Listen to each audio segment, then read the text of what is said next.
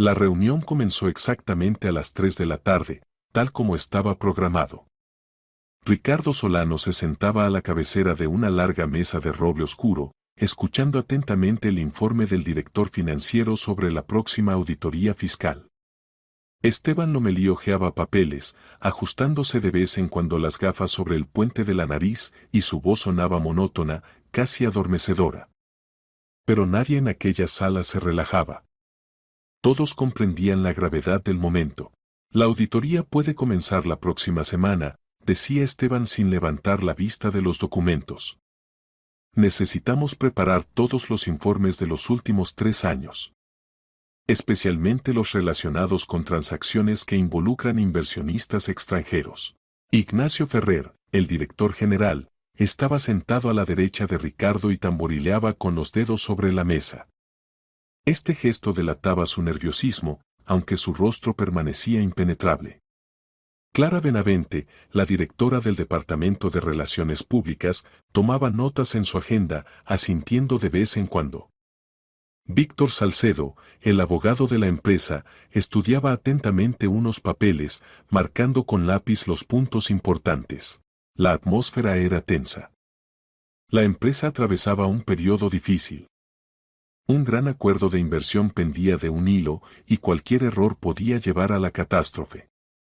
Una auditoría fiscal en un momento así era lo último que necesitaban. Ricardo escuchaba a medias. Los últimos 6 meses su vida se había convertido en una existencia mecánica: trabajo, casa, otra vez trabajo.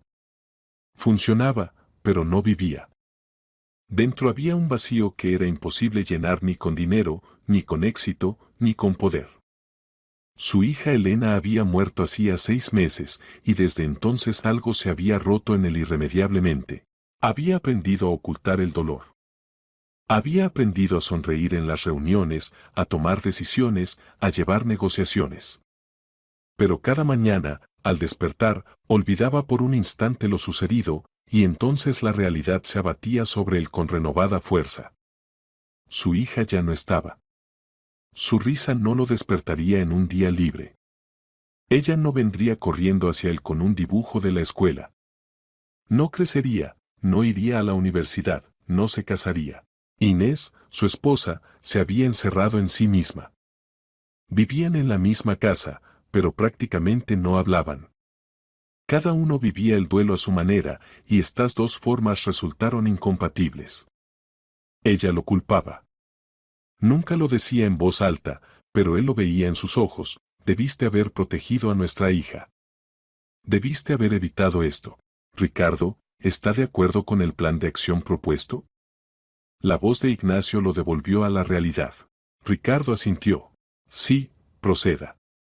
Preparen todos los documentos. Quiero que los auditores no tengan ni una sola pregunta. Esteban continuó el informe, pasando a los indicadores financieros del último trimestre. Las cifras parpadeaban ante los ojos de Ricardo, pero no podía concentrarse. Sus pensamientos se alejaban nuevamente hacia el pasado. Recordó aquel día en que encargó el broche para Elena. Ella había visto un osito en el escaparate de una joyería y se quedó inmóvil, apretando las palmas contra el cristal. Papá, mira. Es tan lindo. Ricardo entonces sonrió y decidió darle una sorpresa a su hija. Encontró un maestro que aceptó crear una pieza única según un diseño individualizado. Pablo Rosales resultó ser un joyero talentoso. Escuchó los deseos de Ricardo y un mes después presentó el trabajo: un pequeño osito de plata con rasgos sorprendentemente vivos. Elena quedó encantada. Llevaba el broche todos los días, prendiéndolo en su uniforme escolar. Me protege, papá, decía ella. Pero el osito no la protegió de la muerte. El accidente ocurrió por la mañana, de camino a la escuela. El conductor del camión perdió el control en una curva. El vehículo chocó contra el automóvil en el que viajaba Elena con la niñera. La niñera sufrió heridas graves, pero sobrevivió. Elena murió instantáneamente. Tenía 7 años. La investigación determinó que el caso fue un trágico accidente. Interrogaron al conductor, quien declaró que los frenos habían fallado. La pericia confirmó la falla técnica. Cerraron el caso. Ricardo contrató detectives privados, exigió revisiones adicionales, pero el resultado fue el mismo, un accidente, ninguna intención. No podía aceptarlo. En algún lugar profundo dentro de él sentía que algo no estaba bien. Pero no había pruebas. Con el tiempo abandonó los intentos de encontrar culpables y se sumergió en el trabajo. Era la única manera de no volverse loco. En el funeral, él mismo colocó el osito de plata en las manos de su hija. Quería que su cosa favorita se quedara con ella para siempre. Mientras tanto, la reunión continuaba, las palabras de Ignacio arrancaron a Ricardo de su ensueño. Y por eso propongo posponer la reunión con los inversionistas para el jueves, decía Ignacio. Ricardo volvió a asentir, sin prestar atención a los detalles. De repente, la puerta de la sala de conferencias se abrió. Todos se volvieron hacia la entrada. En el umbral había una niña pequeña. Vestía uniforme escolar, falda azul y blusa blanca. El cabello trenzado en coletas. Sus grandes ojos castaños miraban asustados, pero decididos. Se hizo el silencio. Nadie entendía cómo había entrado una niña al edificio, y menos aún al 12º piso, donde estaban las oficinas de la dirección. En la recepción siempre había seguridad, no dejaban pasar a extraños impases. Disculpen, murmuró Esteban.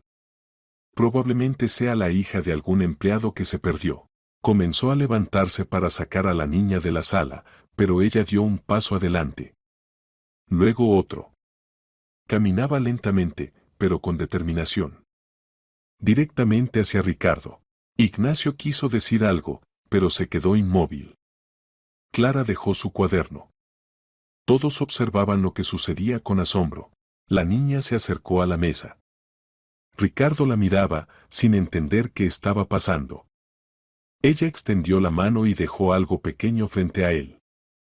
Luego retrocedió un paso, bajó la cabeza y se quedó inmóvil. Ricardo miró hacia abajo. Sobre la mesa había un osito de plata, exactamente igual al que había encargado para Elena. El corazón pareció detenerse por un instante y luego comenzó a latir con el doble de fuerza. Ricardo sintió como el frío recorría su espalda. Levantó el broche, lo acercó a sus ojos. Plata, trabajo fino, los detalles más minuciosos. El osito. Igual que el de Elena. Absolutamente igual. Pero era imposible. Ricardo dio vuelta al broche. En el reverso estaba el sello del maestro, las iniciales P. R. Pablo Rosales. Ese mismo joyero. Levantó lentamente la cabeza y miró a la niña. Ella permanecía con los ojos bajos, y sus labios temblaban. Era evidente que tenía miedo, pero se mantenía firme con todas sus fuerzas. ¿De dónde? Comenzó Ricardo, pero la voz se le quebró. Lo intentó de nuevo. ¿De dónde sacaste esto? La niña guardó silencio. ¿Cómo te llamas? Preguntó más suavemente. Lucía, susurró apenas audible. Lucía, dime. ¿De dónde sacaste este osito? Ella levantó hacia él unos ojos llenos de lágrimas. Mi papá lo hizo para mí, dijo con voz temblorosa. Porque mi amiga tenía uno igual. ¿Y ella? Ella murió. Y me puso triste que ustedes ahora no tengan. No tengan su osito. Por eso traje el mío. Para que no les duela tanto. Ricardo no podía respirar. Miraba a esta niña pequeña y la realidad se volvió borrosa ante sus ojos. ¿Qué había dicho? ¿Su papá hizo el broche? Eso significa. ¿Su padre es Pablo Rosales? ¿El joyero que creó la joya para Elena?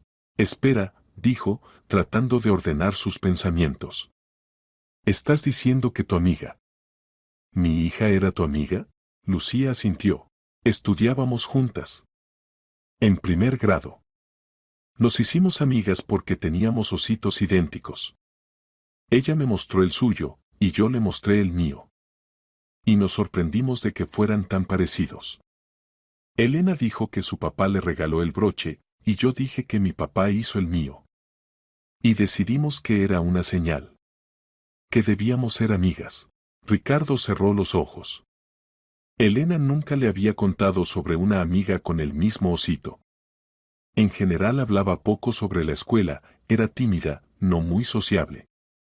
Pero si esta niña decía la verdad. ¿Cuándo? Le costaba encontrar las palabras. Cuando ella murió, ¿lo supiste? Lucía sintió, y las lágrimas rodaron por sus mejillas. En la escuela se lo dijeron a todos. Lloré mucho. Ella era mi única amiga de verdad. Siempre nos sentábamos juntas en los recreos. Y también en las escaleras cerca de la escuela. Nos tomábamos de las patitas de los ositos y pedíamos deseos. Se calló, secándose las lágrimas con la manga de la blusa. Y luego pensé, continuó, que ustedes, probablemente, también están muy tristes. Que ya no tienen a Elena. Y no tienen su osito, porque lo pusieron con ella. Y yo quería. Quería que tuvieran al menos uno. Para que recuerden que ella era buena. Y que tenía una amiga que la amaba. El silencio en la sala era absoluto. Nadie se movía.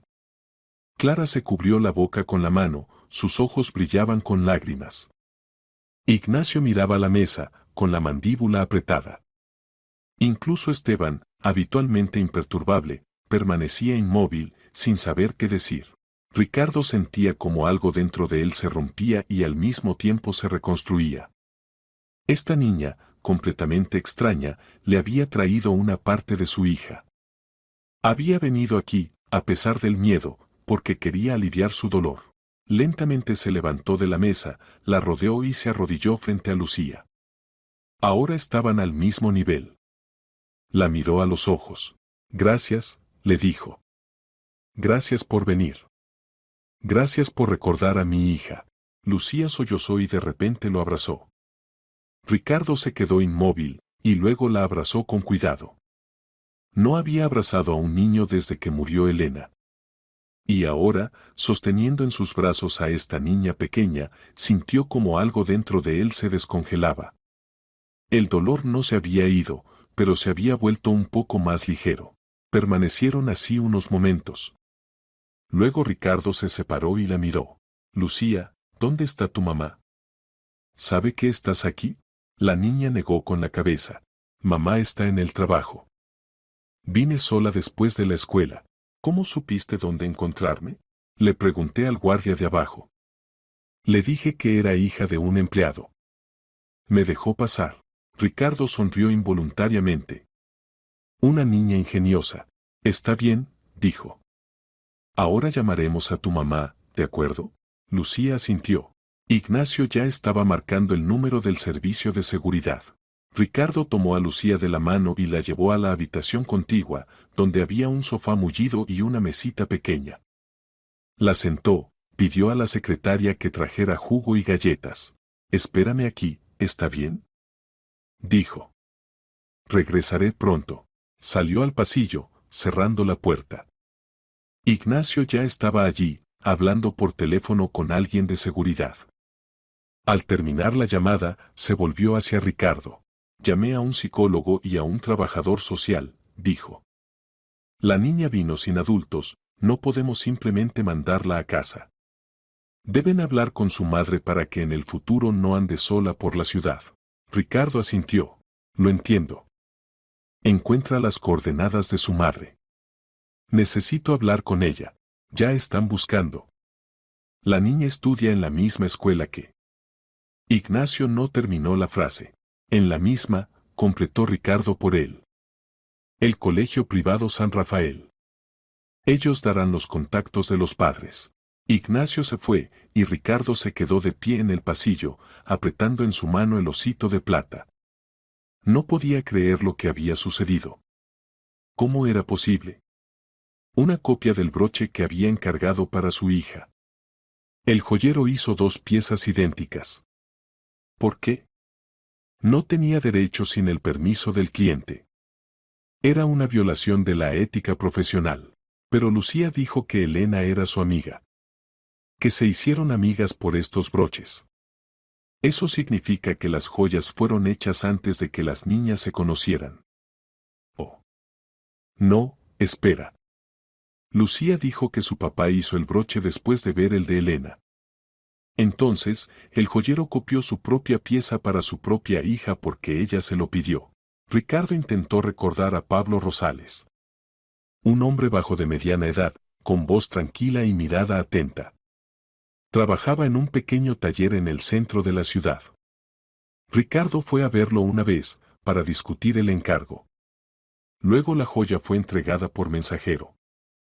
Pagó el trabajo y nunca más se encontró con el maestro. Pero ahora resultaba que la hija del joyero estudiaba en la misma escuela que Elena. Y que era su amiga. Esas coincidencias no existen. ¿O sí? Ricardo regresó a la sala de conferencias. La reunión, evidentemente, había terminado. Esteban y Clara recogían papeles, conversando en voz baja. Víctor estaba junto a la ventana, mirando pensativo la ciudad. Disculpen por interrumpir la reunión, dijo Ricardo. Creo que por hoy es suficiente. Continuaremos mañana. Todos asintieron y comenzaron a salir. Clara se quedó en la puerta. Ricardo, si necesita ayuda. Comenzó. Gracias, Clara. Me las arreglaré. Ella asintió y se fue. Ricardo se quedó solo en la gran sala de conferencias.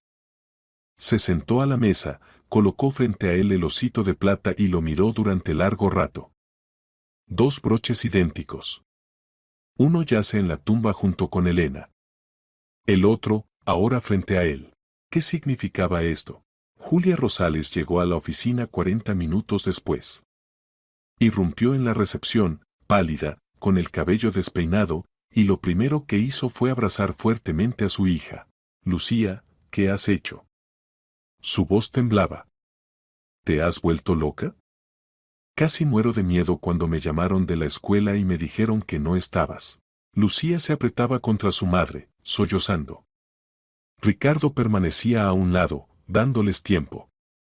Junto a él estaba Ofelia Pantoja, psicóloga infantil, a quien habían llamado para hablar con la niña, y una mujer del Servicio de Protección de Menores. Julia finalmente levantó la cabeza y miró a Ricardo. Su rostro estaba demacrado, con ojeras, huellas de noche sin dormir. La mujer evidentemente atravesaba tiempos difíciles. Discúlpela, por favor, dijo Julia. Ella no quería hacer nada malo. Es solo que estaba muy afectada por su hija. Eran amigas, y. Lo sé, dijo Ricardo suavemente. Lucía me lo contó. Y le agradezco que haya venido. Julia parpadeó confundida. ¿Agradecido? Pero ella violó todas las reglas, se escapó de la escuela, entró a su oficina. Me trajo un regalo, dijo Ricardo y le mostró el osito de plata. Su esposo hizo el mismo broche para mi hija. No sabía que existía una copia. Julia palideció aún más. Se dejó caer en una silla, apretando a Lucía contra ella. Pablo. Susurró. Él intentó decírselo. Quería mucho reunirse con usted después. Después de que su hija murió. Decía que debía explicar por qué hizo el segundo broche. Pero usted no respondía a las llamadas. Ricardo recordó. Después de la muerte de Elena se desconectó del mundo. No contestaba el teléfono, no respondía cartas. Ignacio y la secretaria filtraban todas las comunicaciones, dejando pasar solo las más importantes. Una llamada del joyero claramente no parecía prioritaria. No lo sabía, dijo. Si lo hubiera sabido. Pablo estaba muy preocupado, continuó Julia, y las lágrimas rodaron por su rostro. Decía que había violado la ética profesional. Que no tenía derecho a copiar su broche sin permiso. Pero Lucía lo vio trabajando en el encargo y lloró tanto, suplicándole que le hiciera uno igual. No pudo negarse. Ella era su única hija, la mimaba. Y cuando las niñas se conocieron en la escuela y resultó que tenían ositos idénticos. Pablo entendió que era el destino. Que era una señal. Se calló, secándose las lágrimas. Quería disculparse con usted, terminó en voz baja. Pero no llegó a tiempo. Ricardo frunció el ceño. ¿No llegó a tiempo? ¿Qué quiere decir? Julia levantó hacia él unos ojos llenos de dolor. Pablo murió hace 3 meses. El silencio se instaló en la habitación. Ofelia Pantoja intercambió miradas con su colega del servicio de protección. Ricardo se quedó inmóvil. ¿Murió? Repitió. ¿Cómo? Ataque cardíaco, dijo Julia con voz inerte. Eso dijeron los médicos. Trabajaba en el taller hasta tarde y por la mañana lo encontraron. El dictamen oficial fue insuficiencia cardíaca aguda. Ricardo se sentó frente a ella. Lo lamento mucho, dijo sinceramente. No lo sabía. ¿Cómo iba a saberlo? Sonrió Julia con amargura. Ustedes eran simplemente cliente y artesano. Ni siquiera recuerda su rostro, ¿verdad? Ricardo guardó silencio. Ella tenía razón. Después de la muerte de Pablo comenzó una verdadera catástrofe, continuó Julia.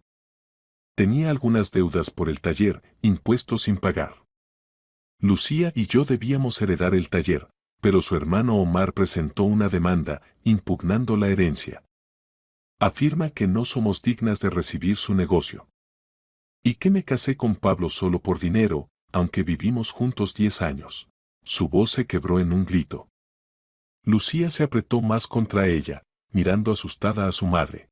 Ofelia Pantoja dijo en voz baja. Señora Julia, quizás no sea el momento. No, déjela contar, la detuvo Ricardo. Señora Julia, ¿qué exige específicamente el hermano de su esposo? Julia se limpió el rostro con las palmas, tratando de calmarse. Omar quiere que nos declaren a Lucía y a mí herederas indignas. Afirma que Pablo le debía una gran suma de dinero que supuestamente tomó prestada para desarrollar el negocio. Incluso tiene algún tipo de recibo. No sé si es auténtico o falsificado. Pablo nunca me dijo que le debiera dinero a su hermano. ¿Y el taller? Preguntó Ricardo. Representa un gran valor. Un local en el centro de la ciudad, explicó Julia. Hay equipamiento costoso, herramientas, materias primas de metales preciosos. Además de la cartera de clientes. En total vale bastante. Omar dice que quiere vender todo y cubrir las deudas de Pablo. Pero yo sé que en realidad solo quiere quedarse con todo. Ricardo reflexionó. Las disputas de herencia eran algo común cuando se trataba de dinero importante. El hermano del fallecido tenía el derecho legal de impugnar el testamento si consideraba que los herederos eran indignos o si tenía pruebas de la deuda. ¿Tiene abogado? Preguntó. Julia asintió. Sí, pero el caso es complicado. Omar contrató a un abogado muy bueno. ¿Y nosotras? No tenemos tanto dinero para la defensa. Ricardo miró a Lucía. La niña estaba sentada en silencio, apretada contra su madre. Sus grandes ojos lo miraban con esperanza y miedo a la vez. Les ayudaré, dijo. Julia se estremeció. ¿Qué? ¿Pero por qué? No nos debe nada. Su esposo creó una joya para mi hija, dijo Ricardo. Era su cosa favorita. La llevaba todos los días. Y su hija era su amiga. La única amiga verdadera, al parecer. Eso significa mucho para mí. Hizo una pausa y luego agregó. Además, hay algo que no encaja en esta historia. Un joyero crea una copia de la joya para su hija, luego intenta contactarme, no llega a tiempo y muere de un ataque cardíaco. Y ahora su hija me trae esa copia. Demasiadas coincidencias. Julia lo miraba sin comprender. ¿Cree que la muerte de Pablo no fue natural? No lo sé, respondió Ricardo honestamente. Pero quiero averiguarlo. Tengo buenos abogados y contactos. Si su esposo realmente murió en circunstancias sospechosas, lo descubriremos. Ofelia Pantoja frunció el ceño. Disculpe, debo recordarle que la niña se escapó de la escuela, entró a un edificio de oficinas sin permiso de los padres. Es una violación grave. Necesitamos hacer un informe y notificar a la escuela sobre el incidente. Por supuesto, asintió Julia. Hagan todo lo necesario. Pero insisto en que traten a Lucía con comprensión. Ella no quería hacerle daño a nadie. La psicóloga miró a la niña. Lucía, ¿puedo hacerte algunas preguntas? Lucía sintió insegura. Viniste aquí porque querías darle el broche a Ricardo Solano, ¿verdad? Sí, dijo Lucía en voz baja. ¿Por qué decidiste hacerlo precisamente hoy? Lucía reflexionó. Porque hoy era el cumpleaños de Elena. Habría cumplido 8 años. Ricardo sintió como algo se contraía en su pecho. Lo había olvidado. Había olvidado el cumpleaños de su propia hija. ¿Cómo era posible? Se había esforzado tanto en no pensar en ella que había borrado de su memoria incluso esta fecha. Recuerdo, continuó Lucía, como Elena y yo soñábamos con celebrar nuestros cumpleaños juntas. El mío es una semana después del suyo. Queríamos hacer una gran fiesta con pastel y globos. Pero ella murió y nada resultó. Las lágrimas volvieron a rodar por sus mejillas. Y esta mañana pensé que si ella estuviera viva, habría una celebración. Y ustedes, probablemente, están tristes. Y decidí que debía venir. Que sería lo correcto. Ofelia Pantoja asintió. Lucía actuó con buenas intenciones, dijo, dirigiéndose a su colega del servicio de protección. No veo signos de trastorno psicológico o comportamiento desviado. La niña simplemente quería ayudar. La mujer del servicio de protección anotó algo en su libreta. Está bien. Haremos el informe, pero las recomendaciones serán mínimas. Señora Julia, necesita hablar con su hija sobre las reglas de seguridad. Explicarle que no puede irse de la escuela sin permiso. Lo explicaré, asintió Julia. Lo prometo. Cuando todas las formalidades fueron resueltas, Ricardo acompañó a Julia y Lucía hasta la salida. En el ascensor viajaron en silencio. Lucía sostenía la mano de su madre y miraba al suelo. Afuera estaba nublado. El día era fresco, el viento agitaba las hojas de los árboles. Señora Julia, dijo Ricardo cuando se detuvieron junto al auto de la mujer. Mañana por la mañana venga a la oficina. La presentaré con mi abogado. Revisaremos su caso y decidiremos cómo proceder. Julia lo miraba con desconfianza. ¿Por qué hace esto? ¿De verdad solo por la amistad de nuestras hijas? Ricardo reflexionó. ¿Por qué lo hacía realmente? ¿Por gratitud? ¿Por culpa?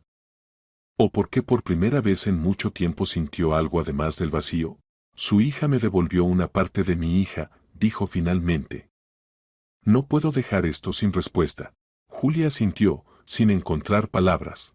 Gracias, susurró. Ricardo se inclinó y acarició la cabeza de Lucía. Gracias, Lucía. Eres una niña muy valiente. Pero no te escapes más de la escuela y siempre avisa a tu mamá sobre lo que vas a hacer. Lucía sonrió tímidamente y asintió con la cabeza. Cuando se fueron, Ricardo regresó a la oficina. Ignacio todavía estaba en su lugar, revisando documentos en su despacho. Ignacio, necesito tu ayuda, dijo Ricardo al entrar. El director general levantó la cabeza. Te escucho. Te pido que conectes a nuestro servicio de seguridad, por favor. Quiero saber todo sobre Pablo Rosales. Joyero, murió hace 3 meses. La causa oficial de muerte fue ataque cardíaco. Necesito todos los detalles, dónde lo encontraron, quién llamó a la ambulancia, qué dijeron los médicos. Y averiguar sobre su hermano, Omar Rosales. Ahora está en juicio con la viuda por la herencia. Ignacio miraba a Ricardo, considerando su petición. ¿Crees que hay algo turbio? No lo sé, admitió Ricardo. Pero quiero verificarlo. Es una coincidencia demasiado extraña, un joyero hace una copia de mi encargo, su hija es amiga de mi hija, él intenta contactarme, no llega a tiempo y muere.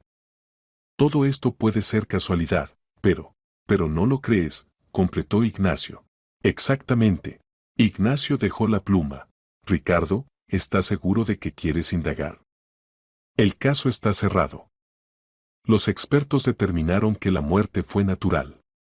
Si empiezas a hacer preguntas, puede llamar la atención. Especialmente ahora, cuando tenemos la auditoría fiscal encima. Lo sé, dijo Ricardo. Pero esa niña no vino a mí por casualidad. Me recordó que no puedo esconderme del pasado para siempre. Mi hija murió, y acepté la versión del accidente porque era más fácil. ¿Pero qué pasa si me equivoqué? ¿Qué pasa si no fue un accidente? Ignacio lo miró durante largo rato. Está bien, dijo finalmente.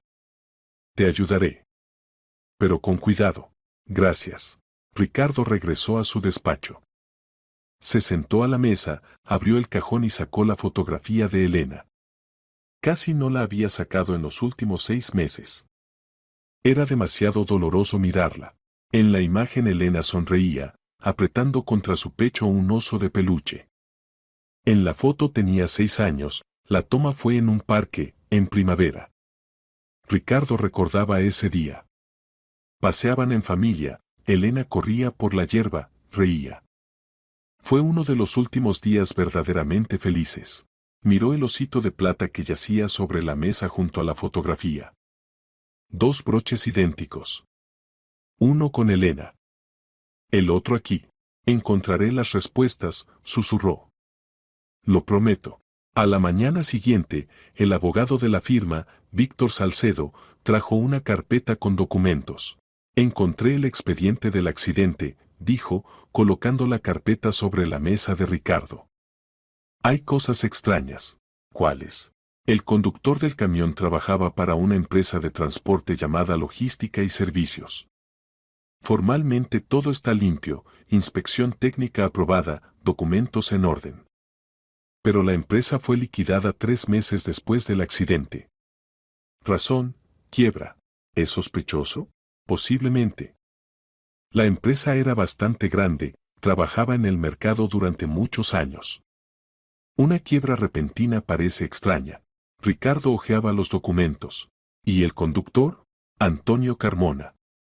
38 años, 15 años de experiencia conduciendo. Reputación limpia. Después del accidente lo interrogaron, declaró que fallaron los frenos. La pericia confirmó la falla técnica. Cerraron el caso. Y una semana después Carmona renunció voluntariamente y desapareció. ¿Desapareció? Sí.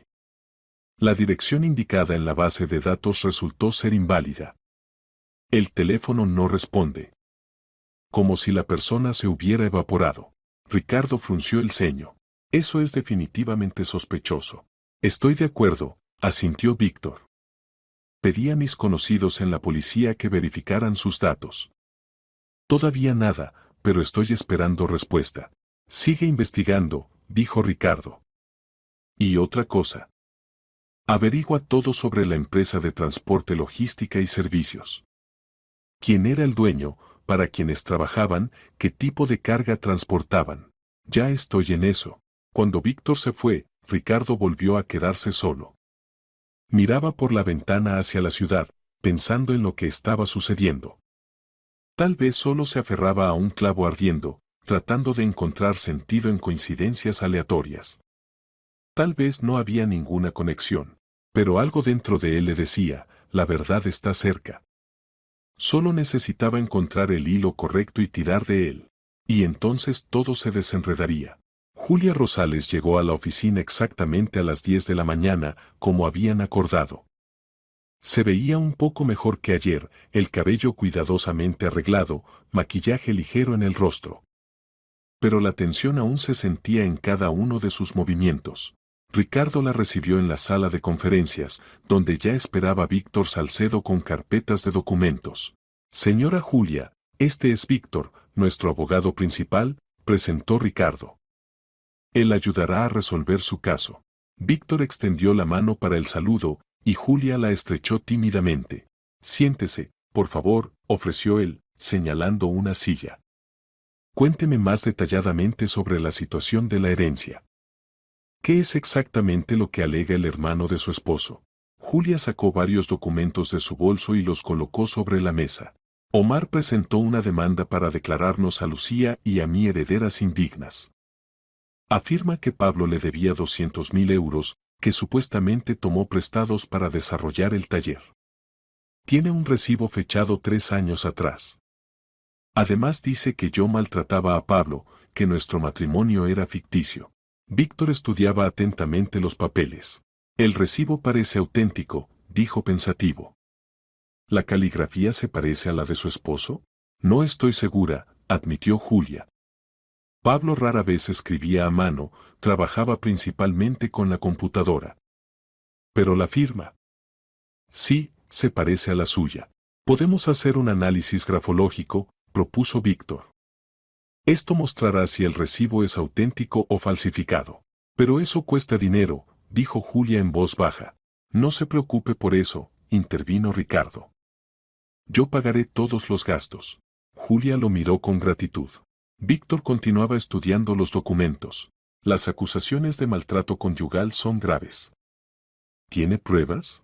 Presentó al tribunal testimonios de algunos vecinos que supuestamente nos escucharon discutir, explicó Julia. Pero no es verdad. Pablo y yo casi nunca peleábamos. Era un hombre muy tranquilo. Los vecinos pueden dar falso testimonio, observó Víctor. Especialmente si el hermano de su esposo les pagó. Verificaremos a esas personas. Hizo una anotación en su libreta. Cuénteme sobre el propio Omar Rosales. ¿Qué tipo de relación tenía con su esposo? Julia reflexionó. No eran cercanos. Omar es 3 años mayor que Pablo. Después de la muerte de sus padres surgió un conflicto entre ellos por la herencia. A Pablo le tocó el taller, lo fundó su padre, también joyero. Omar recibió un apartamento y una pequeña suma de dinero. Consideraba que era injusto, que el taller debía haberle correspondido a él como hijo mayor.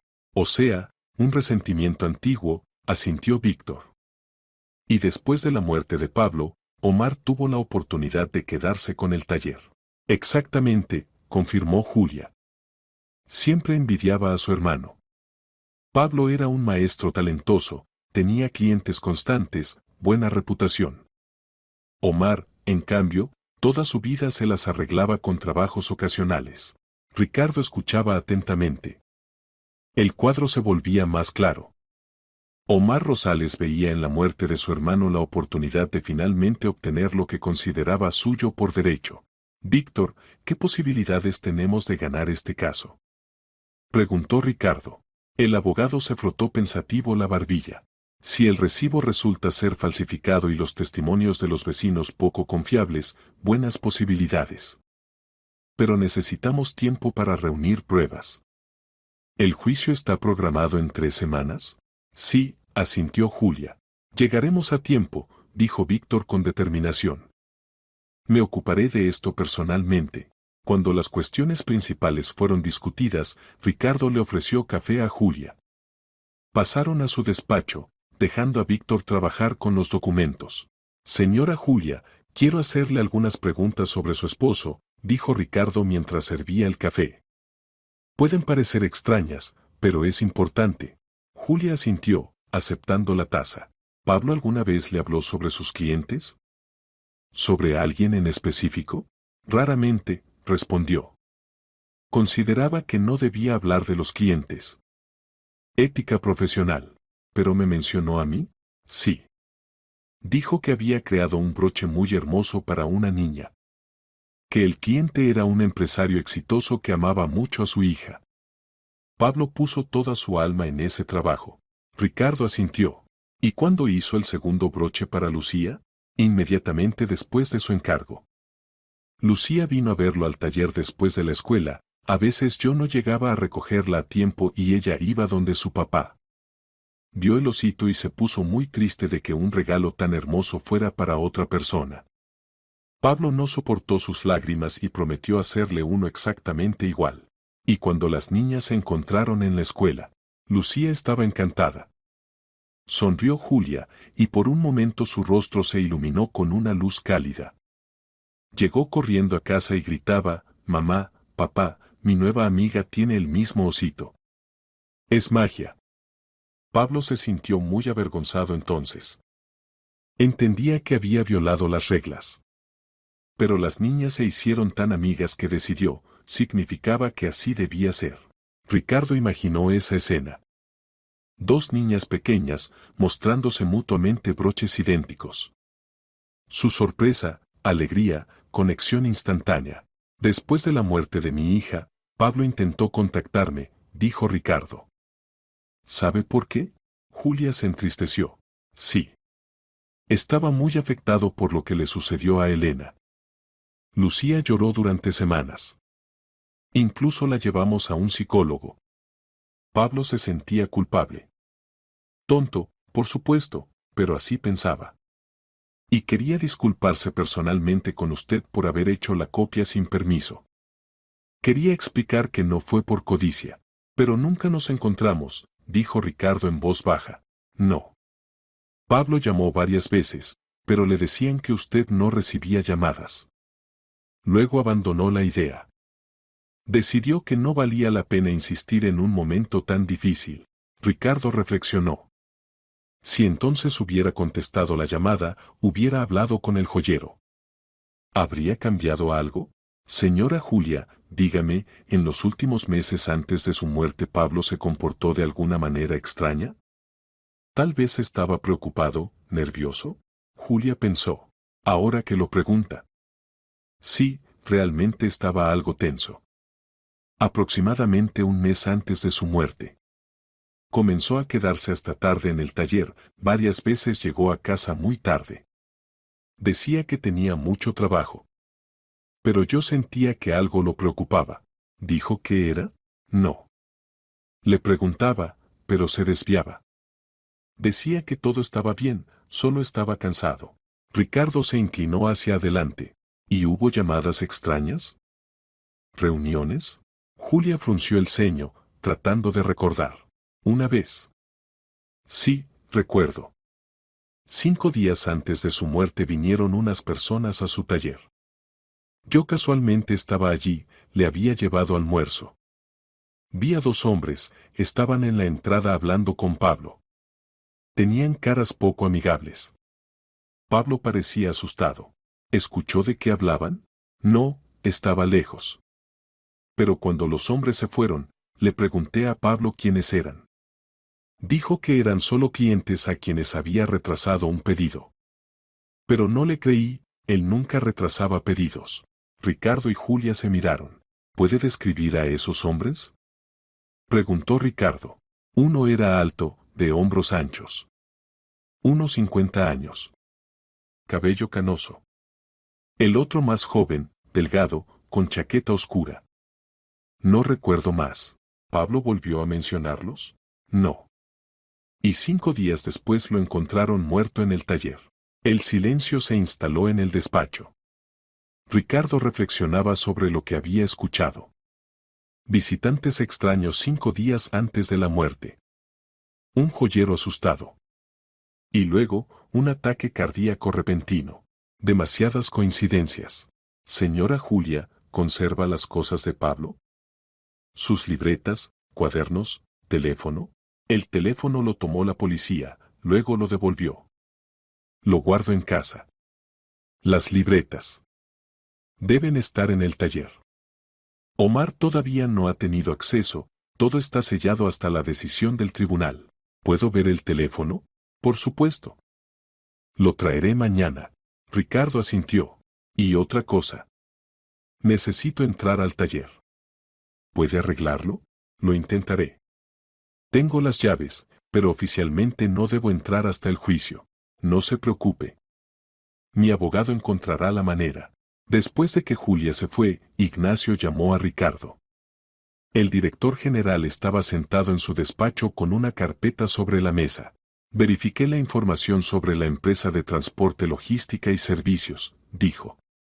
Surgieron cosas interesantes. ¿Cuáles? La empresa oficialmente se dedicaba al transporte de carga. Pero hay rumores de que se usaba para operaciones ilegales, transporte de contrabando, lavado de dinero.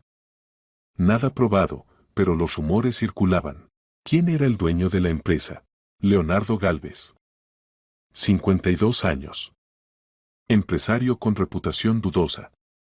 Estuvo involucrado en varios escándalos, pero siempre salió ileso. Después de la quiebra de logística y servicios abrió una nueva empresa, ahora se dedica a bienes raíces. Ricardo frunció el ceño. ¿Bienes raíces? Ese es nuestro campo. Exactamente, asintió Ignacio. Además, Gálvez intentó participar en una de nuestras licitaciones hace 2 años. Lo eliminamos, Su propuesta era débil. O sea que podría tener un motivo para hacerme daño. Posiblemente. Pero todo esto sigue siendo impreciso. Ricardo reflexionó. Gálvez era dueño de la empresa de transporte cuyo vehículo atropelló a su hija. Luego la empresa quebró. El conductor desapareció. Y ahora Gálvez trabajaba en el mismo sector que Ricardo. Si Gálvez realmente está involucrado en algo criminal, observó Ignacio, investigar puede ser peligroso. Ese tipo de personas no les gusta que metan la nariz en sus asuntos. Lo entiendo, dijo Ricardo con firmeza. Pero no puedo detenerme. Si hay la más mínima probabilidad de que la muerte de mi hija no fue un accidente. No terminó la frase. Ignacio asintió. Está bien. Continuaremos investigando. Por la noche Ricardo estaba sentado solo en su despacho, contemplando el osito de plata. La pequeña figura yacía en su palma, reflejando la luz de la lámpara de escritorio. Pensaba en Elena, en Lucía, en el joyero muerto. Todas estas personas estaban conectadas por un hilo invisible. Ricardo lo sentía. Pero ¿cómo exactamente estaban conectadas? ¿Qué había sucedido realmente? Sus reflexiones fueron interrumpidas por una llamada telefónica. Era Víctor. Ricardo, encontré algo interesante, dijo el abogado emocionado. Estaba revisando los documentos del caso de la herencia y descubrí una irregularidad. ¿Cuál? El recibo de la deuda que presentó Omar Rosales está fechado hace 3 años. Pero fue notarizado hace solo 1 año. ¿Eso es extraño? Más que extraño. Normalmente ese tipo de documentos se notarizan de inmediato si se trata de una suma grande. ¿Por qué Omar notarizó el recibo solo 2 años después de su elaboración? ¿Y por qué hace exactamente 1 año? Ricardo reflexionó. ¿Crees que el documento es falso? Es muy posible. Ya ordené un análisis grafológico. Los resultados estarán en 1 semana. Excelente. Sigue investigando. Al colgar, Ricardo volvió a mirar el osito. El pequeño broche que se había convertido en la clave de un gran secreto. Lucía no lo trajo aquí por casualidad. No podía saber qué cadena de eventos desencadenaría con ese gesto, pero ahora era imposible detenerse. Al día siguiente Julia trajo el teléfono de Pablo. Ricardo le pidió a Clara Benavente, la directora del Departamento de Relaciones Públicas, que lo ayudara a revisarlo. Ella tenía experiencia trabajando con datos digitales. Clara conectó el teléfono a la computadora y comenzó a estudiar su contenido. Las últimas llamadas fueron un día antes de su muerte, dijo, revisando el registro. Principalmente contactos de trabajo. Clientes, proveedores. Nada sospechoso. ¿Y los mensajes? La mayoría están eliminados. Pero hay uno extraño. Llegó 3 días antes de su muerte desde un número desconocido. Le mostró la pantalla a Ricardo. Un mensaje corto, no te metas en lo que no te importa. Última advertencia. Ricardo sintió como el frío recorría su espalda. Es una amenaza, dijo. Sin duda, concordó Clara. Pablo recibió este mensaje y 3 días después murió. ¿Se puede rastrear el número? Lo intentaré. Pero muy probablemente es una tarjeta SIM desechable. Ricardo miraba la pantalla. Las piezas del rompecabezas comenzaban a encajar. Pablo Rosales sabía algo. Algo importante. Y alguien quería obligarlo a callar. La pregunta era, ¿qué sabía exactamente? ¿Y estaba relacionado con la muerte de Elena? Ricardo estaba seguro, la conexión existía. Lo sentía con toda su alma. Solo faltaba encontrar las pruebas. Y las encontraría. Costara lo que costara. Diego Corral llegó a la oficina de Ricardo exactamente a la hora acordada. El detective privado tenía una apariencia discreta, estatura media, constitución atlética, cabello corto. Pero sus ojos delataban al profesional, atentos, penetrantes, acostumbrados a notar detalles. Buenas tardes, saludó, estrechando la mano de Ricardo. Ignacio me describió brevemente la situación. Estoy listo para comenzar a trabajar. Ricardo le hizo un gesto para que se sentara. Diego, Necesito a alguien que pueda encontrar conexiones donde aparentemente no las hay. Tengo varios hechos que parecen casualidades dispersas. Pero mi intuición me dice, están conectados. Corral sacó una libreta y una pluma. Lo escucho atentamente. Ricardo expuso metódicamente todo lo que había averiguado en los últimos días. La muerte de Elena hacía 6 meses. El accidente con el camión de la empresa logística y servicios. El conductor desaparecido. La quiebra de la empresa de transporte. Pablo Rosales, el joyero que creó 2 broches idénticos. Sus intentos de contactar a Ricardo después de la muerte de Elena. Los visitantes extraños en el taller 5 días antes de la muerte del maestro. El mensaje amenazante en el teléfono. El ataque cardíaco repentino. La disputa judicial por la herencia. Corral tomaba notas, haciendo preguntas aclaratorias de vez en cuando. Un cuadro interesante, dijo cuando Ricardo terminó. Tiene razón, hay demasiadas coincidencias aquí. Comencemos con el joyero. Necesito entrar a su taller. Víctor ya está arreglándolo, asintió Ricardo. Julia Rosales nos dará las llaves. Formalmente el taller está sellado hasta la decisión del tribunal, pero mi abogado encontrará una solución. Excelente. También necesitaré todos los materiales del caso del accidente. Fotografías de la escena, protocolos de interrogatorios, dictámenes periciales. Víctor los proporcionará. Corral asintió. Y por último, Leonardo Gálvez, el dueño de la empresa de transporte. Conozco a este hombre por reputación. Es peligroso.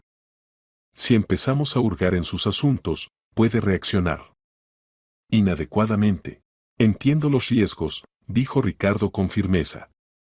Pero no me detendré. Entonces necesitamos actuar con mucho cuidado. Ningún contacto directo con Gálvez o su gente. Primero reuniremos información, analizaremos, y solo entonces decidiremos cómo proceder. De acuerdo. Corral se levantó. Comenzaré con el taller del joyero. Puede haber pistas allí, documentos, notas, lo que sea. Si Rosales realmente sabía algo, pudo haber dejado rastros. Después de que el detective se fue, Ricardo llamó a Víctor. ¿Cómo va el asunto del análisis del recibo? El material fue enviado al laboratorio, respondió el abogado. Prometen resultados para fin de semana. Pero ya hablé extraoficialmente con el grafólogo. Dijo que hay signos de falsificación, la presión del bolígrafo es irregular, algunas letras están escritas de manera antinatural. Parece que alguien intentó imitar la caligrafía de Pablo Rosales. ¿Entonces Omar falsificó el documento? Probablemente. Pero necesitamos un dictamen oficial para presentarlo en el tribunal. Buen trabajo, Víctor. Continúa así. Ricardo colgó el teléfono y reflexionó. Si Omar Rosales había falsificado el recibo, eso cambiaba el caso. No solo intentaba quedarse con la herencia, estaba cometiendo un delito. ¿Hasta dónde estaría dispuesto a llegar por el taller? Tocaron a la puerta. Entró Clara Benavente. Ricardo, verifiqué el número desde el cual llegó el mensaje amenazante al teléfono de Pablo Rosales, dijo. Como sospechaba, tarjeta SIM desechable. Registrada a nombre de una persona ficticia, activada una semana antes del envío del mensaje, después de lo cual no se usó más. ¿Callejón sin salida? No del todo. Verifiqué dónde estaba la tarjeta SIM en el momento del envío del mensaje. La geolocalización muestra la zona industrial de la ciudad. Allí hay varios almacenes y edificios de oficinas. Ricardo se enderezó. ¿Puedes averiguar qué empresas están ubicadas allí? Ya lo averigüé. Clara colocó una impresión sobre la mesa. La mayoría son empresas pequeñas. Pero una llamó mi atención. Gal Construct Conversions. El director general es un tal Andrés Vidal. Y aquí está lo interesante, esta empresa figura como estructura subsidiaria del holding de Leonardo Gálvez. Ricardo sintió como la adrenalina corría por sus venas. La conexión. Finalmente una conexión directa entre Gálvez y las amenazas al joyero.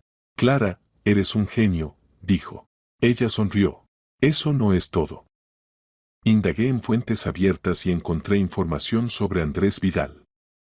Trabajaba como gerente en logística y servicios, esa misma empresa de transporte cuyo vehículo atropelló a su hija. Después de la quiebra de la empresa pasó a Galkenstraten Rogens. Ricardo se quedó inmóvil. Vidal. Este hombre trabajaba en la empresa dueña del camión.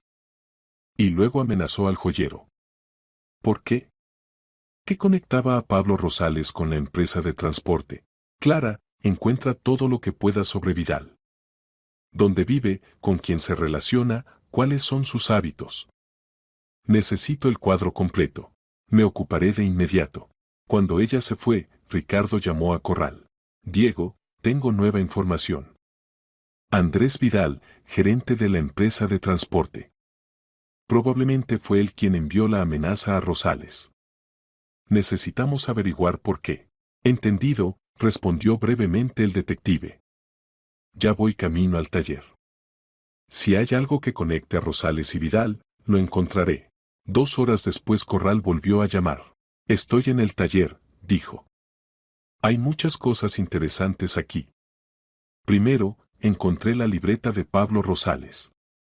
En ella está el nombre de Vidal, anotado aproximadamente 2 semanas antes de la muerte del joyero.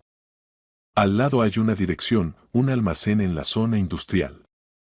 Esa misma zona desde donde enviaron la amenaza.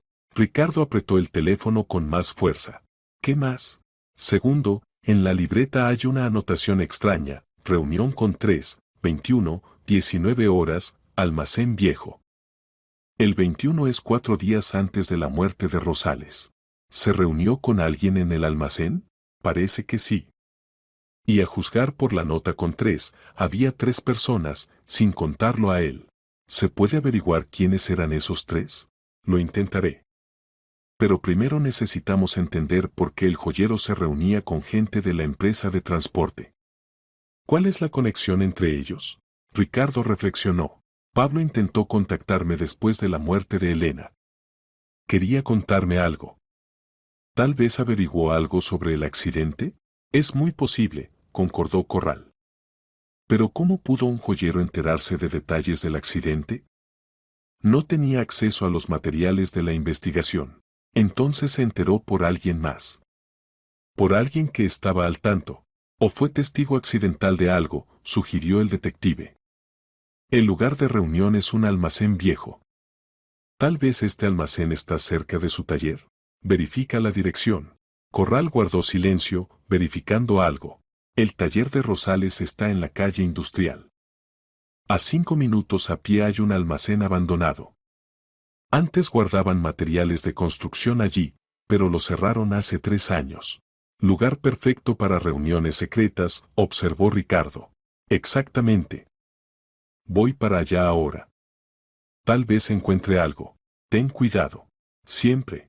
Ricardo colgó el teléfono y reflexionó. El cuadro comenzaba a armarse. Pablo Rosales se enteró accidentalmente de algo sobre las actividades de la gente de la empresa de transporte. Tal vez vio o escuchó algo en ese almacén. La información era tan importante que decidió contactar a Ricardo, el padre de la niña fallecida. Pero se le adelantaron. Lo amenazaron. Y cuando las amenazas no funcionaron, lo eliminaron. ¿Pero qué fue exactamente lo que descubrió? Por la noche llamó Víctor. Ricardo, revisé los materiales del caso del accidente y encontré algo extraño. El día del accidente el camión transportaba carga para la empresa Alianza Desarrollo. Ricardo se puso alerta. ¿Es una empresa de desarrollo inmobiliario? Sí. Y aquí está lo interesante, hace 2 años Alianza Desarrollo era su competidor directo. Participaron en una misma licitación para un gran proyecto. Usted ganó, ellos perdieron. Ricardo recordó. Sí, hubo esa licitación. Un complejo residencial grande en la zona sur de la ciudad. La competencia fue dura, pero su empresa ofreció mejores condiciones. ¿Quién es el dueño de Alianza Desarrollo? Formalmente, un grupo de inversionistas.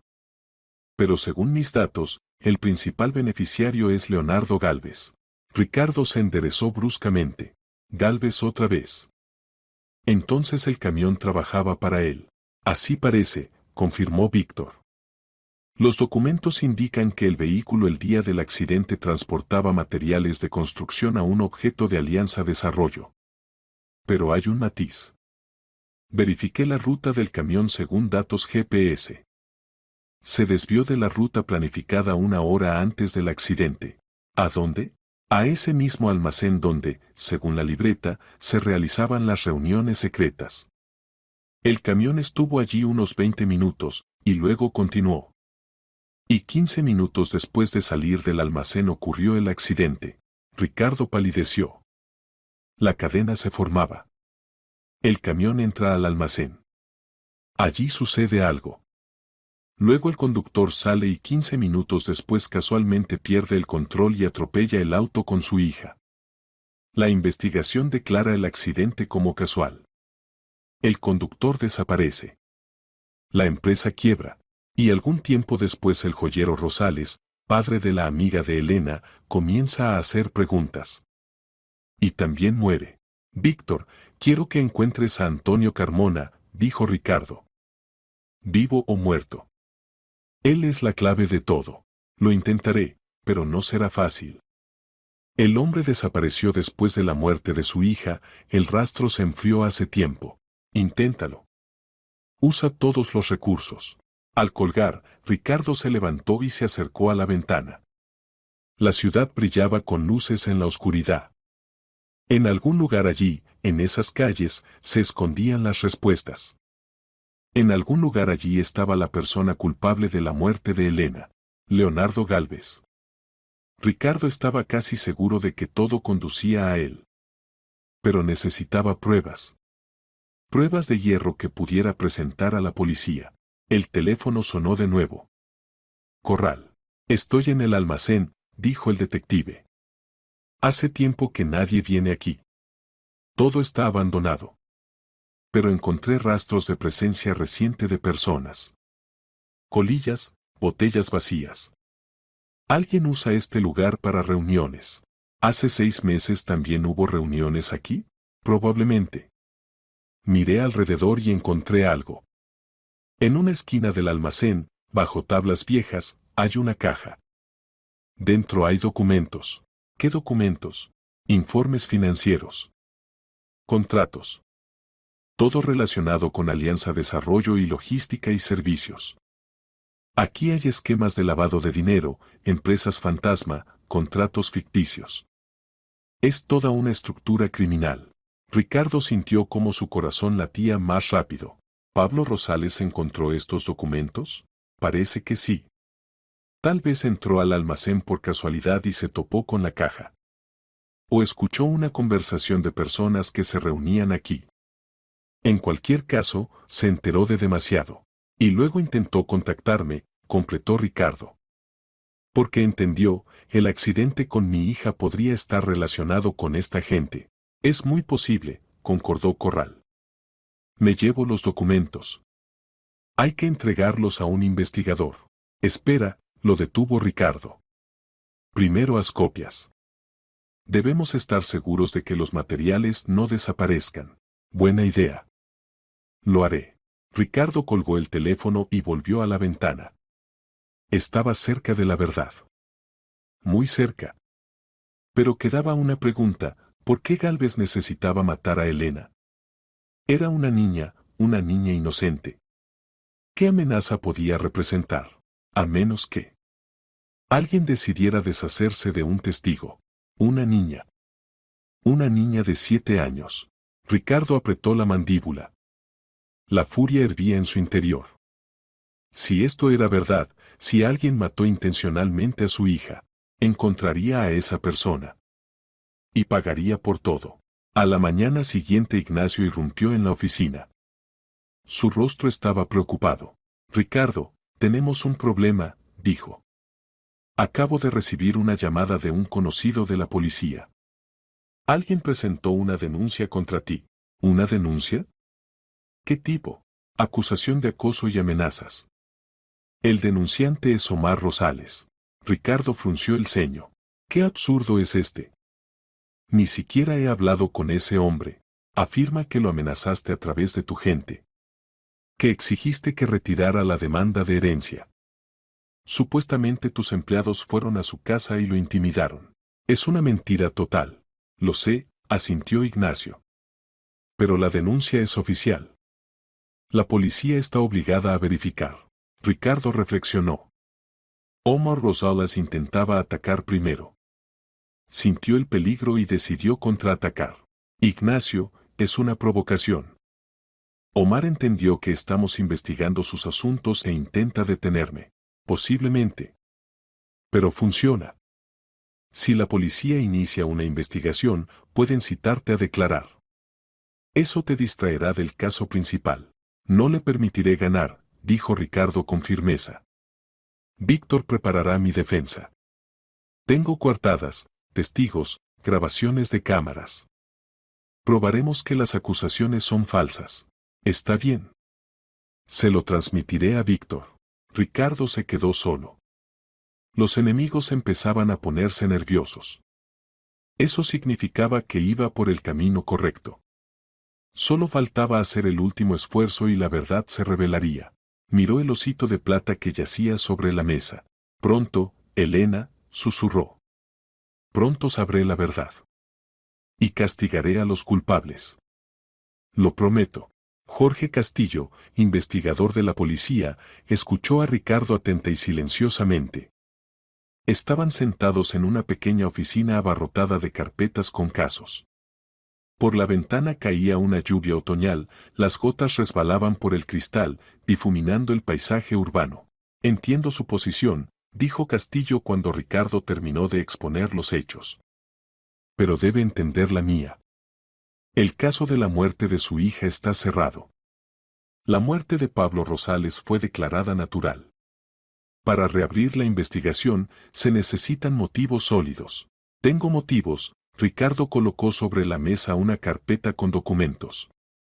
Aquí hay copias de documentos financieros encontrados en el almacén. Esquemas de lavado de dinero, contratos ficticios. Aquí está la libreta de Rosales con el nombre de Andrés Vidal y la dirección del almacén. Aquí está la impresión del mensaje amenazante enviado al joyero 3 días antes de su muerte. Castillo revisaba los papeles, frunciendo el ceño. Materiales serios, admitió. Pero no hay pruebas directas de asesinato. Rosales pudo haber muerto de un ataque cardíaco causado por estrés. Y los documentos del almacén pueden estar relacionados con cualquier actividad criminal, no necesariamente con la muerte de su hija. Entonces explíqueme, Ricardo se inclinó hacia adelante, porque el camión de logística y servicios pasó por ese almacén 15 minutos antes del accidente. ¿Por qué el conductor desapareció? ¿Por qué la empresa quebró inmediatamente después de cerrar el caso? Demasiadas coincidencias, señor Castillo. Castillo guardó silencio, reflexionando sobre las palabras. Está bien, dijo finalmente. Iniciaré una verificación. Extraoficialmente. Si encuentro suficientes pistas, reabriré el caso oficialmente. Pero no puedo prometer nada. Eso es todo lo que necesito, asintió Ricardo. Al salir de la comisaría, llamó a Corral. Diego, el investigador aceptó realizar una verificación. Necesitamos encontrar a Antonio Carmona. Sin su testimonio el caso no avanzará. Ya me estoy ocupando de eso, respondió el detective. Tengo una pista. Carmona no desapareció sin dejar rastro, cambió de nombre y se mudó a otra ciudad. Vive bajo el apellido Blanco, trabaja como conductor en una empresa privada. Voy hacia allá esta noche. Iré contigo. Ricardo, puede ser peligroso. Iré, repitió Ricardo con firmeza. Esta es mi oportunidad de conocer la verdad. Corral suspiró. Está bien. Nos encontramos a las 7 de la noche en mi oficina. La ciudad donde se escondía Carmona estaba a 2 horas de viaje. Llegaron tarde por la noche. La dirección que encontró Corral los llevó a un viejo edificio residencial en las afueras. Apartamento en el 3er piso, dijo el detective, verificando sus notas. Prepárate para todo. Carmona sabe que lo buscan. Puede intentar escapar. Subieron por las escaleras. Ricardo sentía cómo su corazón latía en el pecho. Ahora se encontraría con el hombre que, posiblemente, conocía la verdad sobre la muerte de Elena. Corral tocó a la puerta. Silencio. Tocó de nuevo, más fuerte. Señor Antonio, abra. Necesitamos hablar. Detrás de la puerta se escucharon pasos, luego el sonido de un cerrojo moviéndose. La puerta se entreabrió con la cadena puesta. En la rendija apareció el rostro de un hombre, delgado, con mejillas hundidas y ojos ansiosos. ¿Quiénes son?, preguntó con voz ronca. Me llamo Diego Corral, soy detective privado. Y este es Ricardo Solano. ¿Conoce este nombre? Carmona palideció. Intentó cerrar la puerta de golpe, pero Corral se apoyó con el hombro, impidiendo que cerrara. Espere. No somos enemigos. Queremos ayudarlo. Váyanse. Gritó Carmona. No sé nada. Usted sabe lo que pasó hace 6 meses, dijo Ricardo, acercándose. Usted conducía el camión que atropelló el auto con mi hija. No quiero venganza. Quiero la verdad. Carmona se quedó inmóvil. Su respiración era entrecortada, sus manos temblaban. Ustedes no entienden, susurró. Me matarán si hablo. Lo protegeremos, prometió Corral. Tenemos contactos en la policía. Recibirá protección de testigo. Pero para eso necesita contarlo todo. Carmona dudó. Luego quitó lentamente la cadena y abrió la puerta. Entren. Pero rápido. El apartamento era pequeño y deteriorado. Carmona vivía allí solo, eso era evidente. Señaló el sofá, él se sentó enfrente. No quería, comenzó, mirando al suelo. Lo juro, no quería. Me dijeron, o lo hago yo, o encuentran a otro. Y entonces mis hijos sufrirían. Tengo 2 hijas, casi de la misma edad que esa niña. Ricardo sintió como todo se helaba dentro de él. ¿Qué pasó exactamente?, preguntó en voz baja. Cuéntelo todo en orden.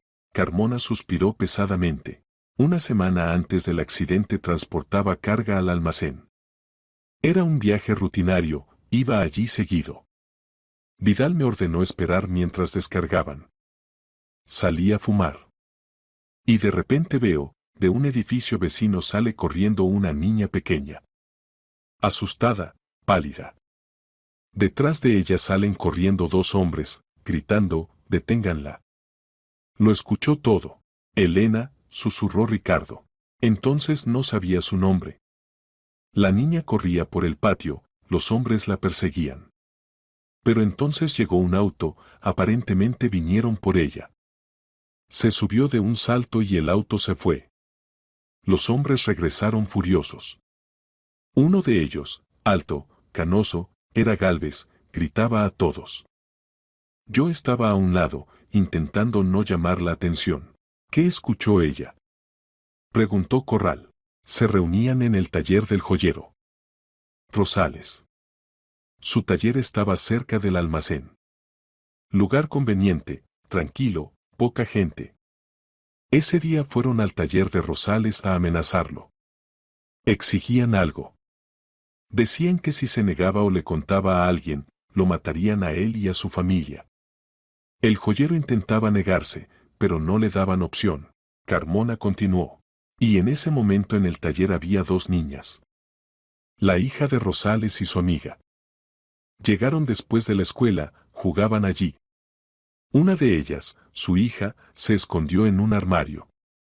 Jugaba a las escondidas con su amiga. Y lo escuchó todo. Toda la conversación. Todas las amenazas. Todos los nombres que mencionaban. Ricardo cerró los ojos. Imaginó a Elena sentada en un armario oscuro, escuchando las voces crueles de hombres adultos amenazando con matar.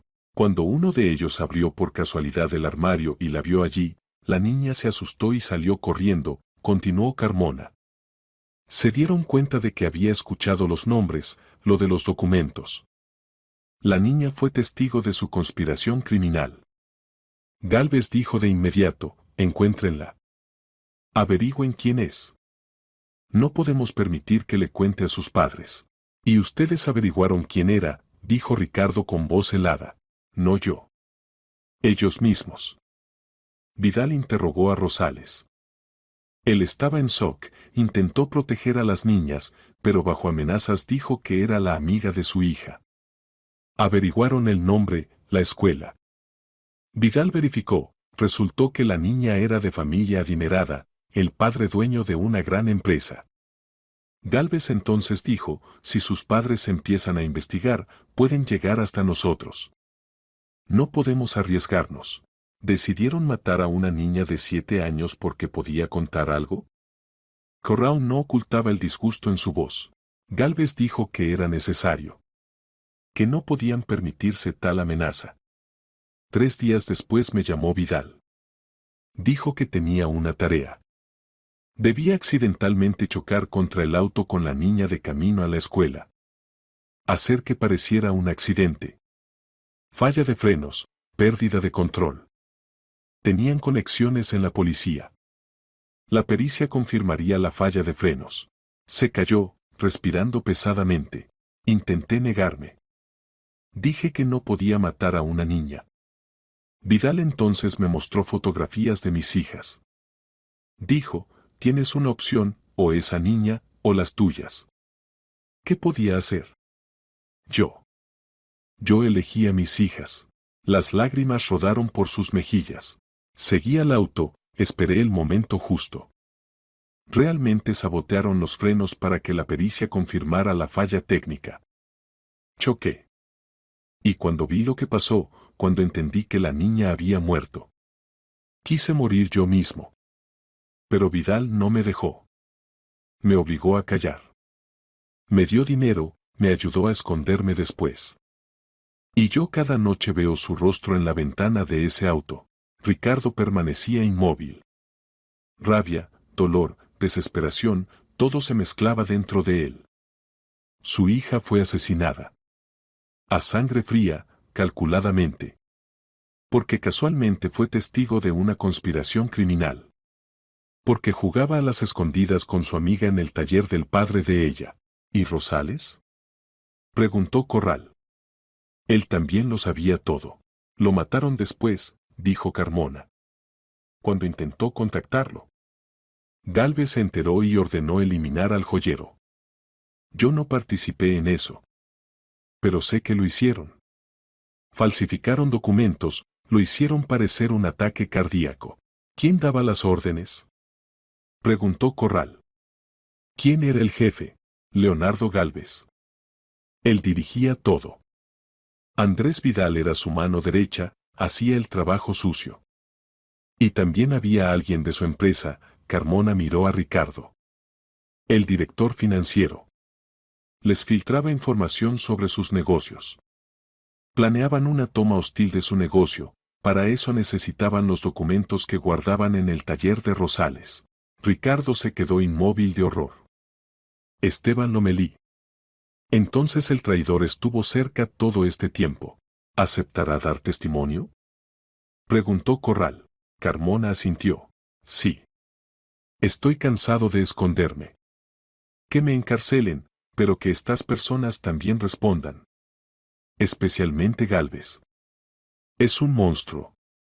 Ordenó matar a una niña sin la menor duda. Corral sacó el teléfono y llamó a Castillo. Señor Castillo, tenemos un testigo. Antonio Carmona está dispuesto a dar testimonio sobre el caso de la muerte de Elena Solano. Necesitamos protección y formalización oficial. Ya que hay razones para creer que intentarán eliminar al testigo antes del juicio. El investigador llegó en 1 hora con 2 empleados. Pusieron a Carmona bajo protección, formalizaron el protocolo. Ricardo y Corral regresaron a la ciudad tarde por la noche. Ahora el caso avanzará, dijo el detective. Con el testimonio de Carmona se puede reabrir la investigación y llegar a Gálvez.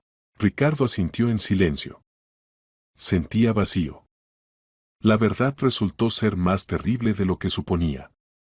Su hija fue asesinada a sangre fría porque accidentalmente fue testigo de una conspiración criminal. Jugaba un juego infantil inocente y eso le costó la vida. Pero ahora lo sabía. Y los culpables responderían. Los días siguientes pasaron en un torbellino de eventos. Castillo reabrió el caso.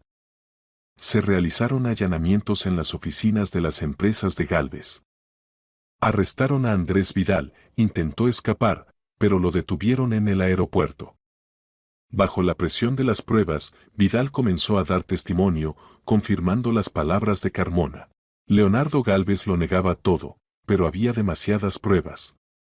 Los documentos financieros del almacén, testimonios de testigos, grabaciones de conversaciones telefónicas. Esteban Lomelí, el director financiero de la empresa de Ricardo, resultó ser el eslabón, le pasaba a Gálvez información confidencial sobre tratos y licitaciones próximas. También fue arrestado. Paralelamente, Víctor Salcedo ganó el caso de la herencia. El análisis grafológico confirmó, el recibo de deuda presentado por Omar Rosales era falsificado. El tribunal declaró a Julia y Lucía herederas legales del taller. Omar fue acusado de falsificación de documentos e intento de fraude, pero el descubrimiento principal vino después. Al analizar los materiales del caso resultó, Pablo Rosales realmente fue testigo de las amenazas en su taller.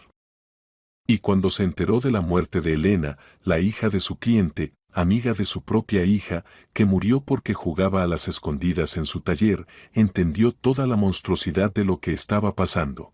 Intentó contactar a Ricardo para transmitir la información y contar la verdad.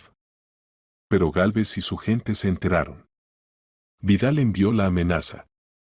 Cuando Rosales no retrocedió y anotó todo lo que sabía en su libreta, planeando entregar las pruebas, lo mataron.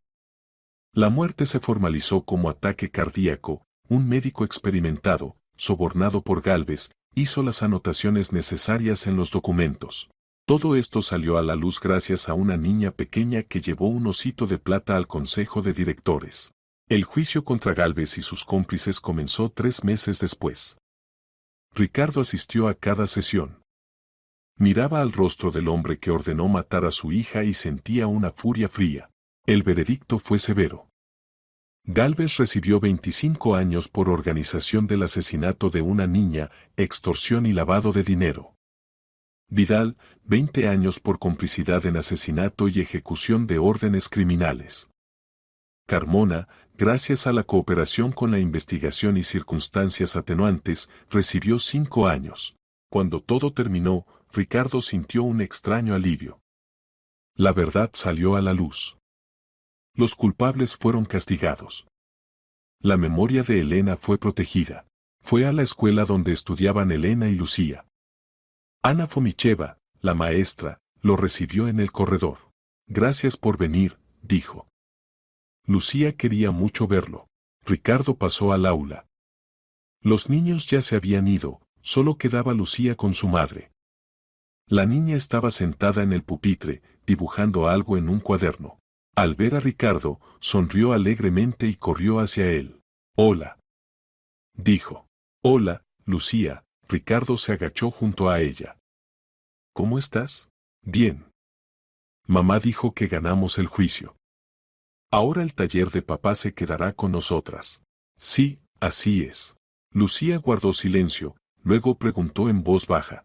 «¿Encontraron a los que mataron a Elena?» Ricardo asintió. «Los encontré. Responderán por todo». «Eso es bueno», dijo la niña con seriedad. «Elena era mi mejor amiga. La extraño». «Yo también». Ricardo sacó del bolsillo una pequeña caja y se la entregó a Lucía. «Esto es para ti». «De mi parte». La niña abrió la caja y jadeó. Dentro había un broche, un osito de plata, pero en sus patitas brillaba una pequeña piedra rubí en forma de corazón. «Esto es tan hermoso», susurró Lucía. «El tercer osito», dijo Ricardo. «Lo encargué al mejor maestro, según los diseños de tu papá. Que te recuerde la amistad que había entre tú y Elena. Y que tu acción ayudó a encontrar la verdad». Lucía lo abrazó. Ricardo la abrazó con cuidado, sintiendo como algo cálido y luminoso se abría paso a través del dolor en su pecho. Julia Rosales estaba de pie cerca, secándose las lágrimas. «Gracias», dijo. «Por todo». Ricardo se levantó. Soy yo quien debe agradecerles. A su hija y a su esposo. Sin ustedes nunca habría conocido la verdad. Salió de la escuela y se detuvo en la entrada. El sol se abría paso entre las nubes, iluminando el patio. Ricardo sacó del bolsillo de su chaqueta el osito de plata, ese mismo que trajo Lucía. Con cuidado prendió el broche en el bolsillo interior, cerca del corazón. Lo hice, Elena, susurró. Encontré a los culpables. Puedes estar tranquila. El viento recogió sus palabras y las llevó hacia lo alto. Al regresar a casa, Ricardo entró a la habitación de su hija. Durante mucho tiempo no pudo obligarse a abrir esa puerta. Pero ahora sentía que estaba listo. La habitación estaba igual que ese último día. Juguetes en los estantes, dibujos en las paredes, la cama cuidadosamente tendida. Inés mantenía el orden, aunque ella misma casi no entraba allí. Ricardo se sentó en la cama y miró la fotografía de Elena en la mesita de noche. Ella sonreía, apretando contra su pecho un oso de peluche. Perdóname, dijo. Perdona que no pude protegerte entonces. Pero protegí tu memoria ahora. No sabía si creía que ella lo escuchaba. Pero necesitaba hablar. La puerta crujió. Entró Inés. Se detuvo en el umbral, mirando sorprendida a su esposo. ¿Tú entraste aquí?, dijo en voz baja. Sí. Inés se acercó y se sentó a su lado. Escuché que el juicio terminó. ¿Recibieron sus sentencias? Sí. Ella tomó su mano. Gracias, dijo. Por no dejarlo. Por encontrar la verdad. Ricardo la miró. Por primera vez en mucho tiempo vio en sus ojos no acusación, sino gratitud. Perdimos tanto tiempo, dijo. Vivimos como extraños. Lo sé. Pero tal vez podamos empezar de nuevo. No olvidar a Elena, eso es imposible. Pero seguir viviendo. Por ella, Ricardo asintió. El dolor nunca desaparecería completamente. Pero ahora era diferente, no destructivo, sino recordatorio. Recordatorio del amor que hubo. Y de que la vida continúa. Se sentaron en la habitación de su hija, tomados de la mano, en silencio. Pero no era el silencio pesado de la alienación. Era el silencio de la comprensión. Pasaron 6 meses. La empresa de Ricardo pasó la auditoría fiscal sin objeciones y ganó una gran licitación. Clara Benavente recibió un ascenso. Víctor Salcedo se convirtió en socio del bufete. Ignacio Ferrer, como siempre, mantenía todo bajo control. Julia y Lucía Rosales restauraron el taller. Ricardo les ayudó con las finanzas y ahora el negocio de Pablo prosperaba. Lucía estudiaba en la escuela, llevaba el broche con el corazón rubí y recordaba a menudo a su amiga. Ricardo las visitaba de vez en cuando. Esta conexión entre él y la familia del joyero resultó ser más fuerte de lo que se podía suponer. Estaban unidos por un dolor común y una victoria común. Una vez Lucía le preguntó, ¿cree que Elena sabe que la recordamos? Ricardo sonrió. Estoy seguro de que lo sabe. Y te está agradecida por lo que hiciste. Lucía sintió, satisfecha con la respuesta. La verdad resultó ser cruel. Pero dio liberación. Dio la posibilidad de seguir adelante. Dio la comprensión de que incluso en la tragedia más terrible puede haber sentido, si encuentras en ti la fuerza para buscar respuestas. Una niña pequeña con un osito de plata se convirtió en la clave para resolver el crimen. Su simple gesto infantil de bondad desencadenó una cadena de eventos que llevó a la justicia. Y esta fue la mejor memoria de la amistad de dos niñas que una vez se sentaron en las escaleras de la escuela, tomándose de las patitas de sus ositos y pidiendo deseos.